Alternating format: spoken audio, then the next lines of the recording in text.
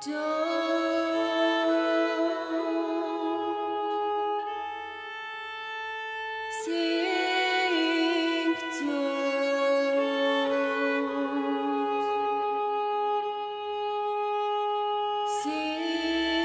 king, I want you to know something that I always admired most about you. No matter how violent the storm, no matter how high the waves, no matter how dark the night, you never let the world get inside of your boat. You kept living when everyone else was sinking, and this whole life never got a droplet toward pulling you down to the ocean floor. Admittedly, this last bottle has room enough for the last of my heart because I drank the last of it myself. Hated it, by the way. Seems my father could have picked a vice that tasted better than rubbing alcohol, but hey, he gave me his last flask when he came downstairs to say that he wanted things to have been different, and I believed him. He said he needed to go down with the ship, but he wished that I didn't, and I believed him. Listen. The want to die is no longer a foreign thought in my mind. A lot of people want to, and I could have died without leaving a note behind. A lot of people do.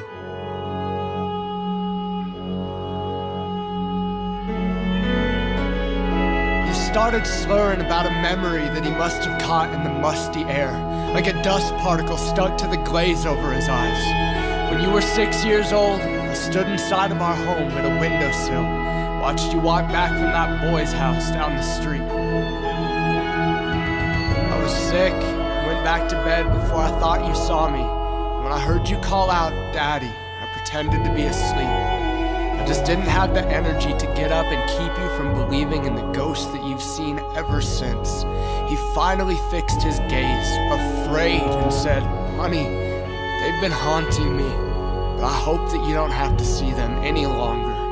I believe him. If I can give you anything, let it be that I have not bid my farewell from the ocean, but from the moment I waved goodnight after our first victory as body-painted newlyweds in a cul-de-sac colony, looking forward to morning when our parents would let us sail through the quiet neighborhood streets and the dawn would bring us back together again. We were cowboys, or we were Indians, or we were pilgrims.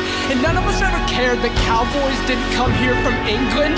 We were just making our pilgrimage toward the sun, searching for freedom and rewriting history for everyone, but mostly us.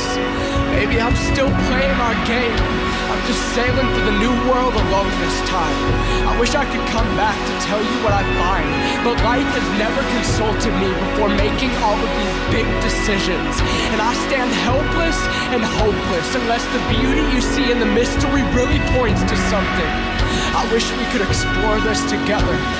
Let me tell you, to die will be an awfully big adventure, but don't get lost, boy.